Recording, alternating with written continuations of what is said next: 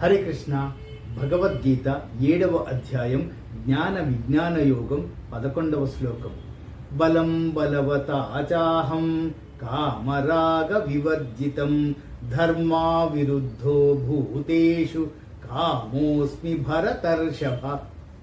ఒకసారి ఓ అర్జున అంటున్నారు, ఒకసారి భరతర్షభ అంటే ఆయన ఇష్టం వచ్చినట్టు పిలుస్తారండి. కృష్ణ పరమాత్మ కదా అర్జునుడిని పిలిచేది. దీనికి తాత్పర్యం ఎలా తీసుకోవాలి మనము? బలం బలవతామస్మి, బలవంతులలో బలము నేనే. దీని తాత్పర్యం ఎలా తీసుకోవాలంటే, ఓ అర్జున, బలవంతులలో బలముని నేను. ఎలాంటి బలము? కామరాగ రహితమైన బలము.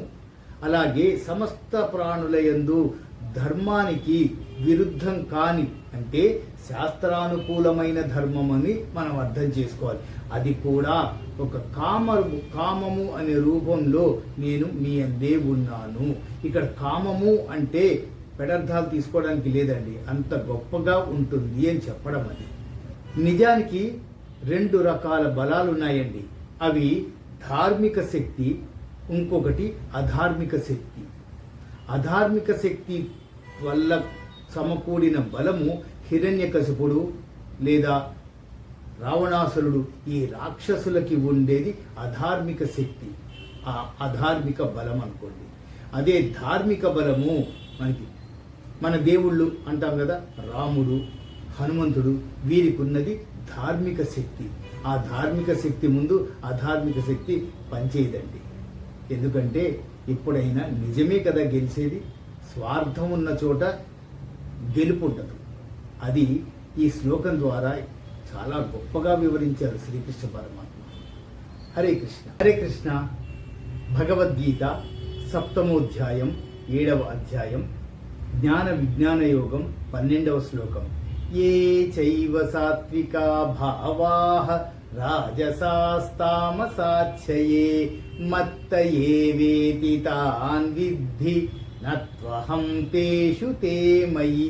ఏ చైవ సాత్వికా భావాః, సాత్విక భావములు గలవో, ఏవైతే సాత్విక భావములు కలవో, అలాగే రాజస భావములు కలవో, అలాగే తామస భావములు. సాత్విక భావం, రాజస భావం, తామస భావం, ఇవన్నీ నా నుండే వెలువడుతున్నాయి. కానీ మత్త ఏవేతి తాన్ విద్ధి నత్వహం తేషు తే మయి.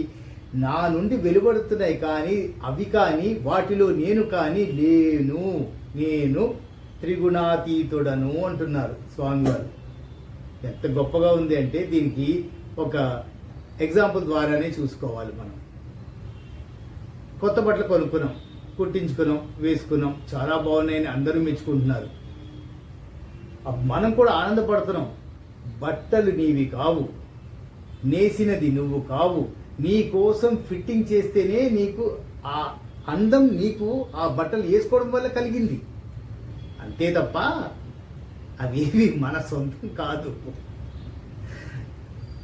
ఇంకొక ఎగ్జాంపుల్ చెప్పాలి అంటే, వెహికల్ ఉంది, పెట్రోల్ ఉంది, ఎక్కడికి వెళ్ళాలో నాకు తెలుసు. పెట్రోల్ లేకపోతే నేను ఎక్కడికి వెళ్ళలేను. వెహికల్ మాత్రం రన్నింగ్లోనే ఉంది. అలాని పెట్రోల్ నా గమ్యాన్ని డిసైడ్ చేయట్లేదు. గమ్యాన్ని డిసైడ్ చేసేది నేను, కృష్ణ పరమాత్మ డిసైడ్ చేస్తున్నాడు. కానీ దానికి కావాల్సింది నేను కాదు అంటున్నారు. దానికి కావాల్సిన ఇంధనం నువ్వు తెచ్చుకో. నీకు బుద్ధి, జ్ఞానం, మనస్సు అన్నీ ఇచ్చాను. నువ్వు కదా డిసైడ్ చేయాల్సింది.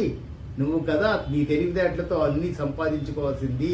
అన్నీ సమకూరుస్తున్నాను అంటున్నారు ఆ శ్రీకృష్ణ పరమాత్మ. దీనికి శంకర భగవత్పాదుల వారి భాష్యం ఎలా ఉంటుందో చూడండి. భజగోవింద స్తోత్రాల్లో మా కురు ధన జన యౌవన గర్వం హరతి నిమేషాత్ కాల సర్వం మాయామయమిదం అఖిలం హిత్వా బ్రహ్మపదం త్వం ప్రవిశ విదిత్వా భజ గోవిందం అంటూ ముగిస్తారు. చూడండి, మా కురు ధన జన యౌవన గర్వం. ధనము అంటే మనం ధనవంతులం అయిపోవాలి, ధనం ఉంది, జనం మనకి భజన కొట్టాలి, అరే నువ్వు అంత గొప్పవాడివి ఇంత గొప్పవాడు అని జనాలు మనల్ని మెచ్చుకోవాలి. మాకురు ధన జన యవ్వన గర్వం, నేను చాలా యంగ్గా ఉన్నాను, స్ట్రాంగ్గా ఉన్నాను అనే అదొక గర్వం. ఇవన్నీ త్రుటిలో ఒక్క క్షణంలో మాయమైపోతాయి. ఇలాంటి వాటి గురించి ఎందుకురా తప్పిస్తున్నావు అంటూ శంకర భగవత్పాదుల వారు భజగోవింద స్తోత్రాల ద్వారా మనకి కనువిప్పు కలిగేలాగా చెప్పారండి.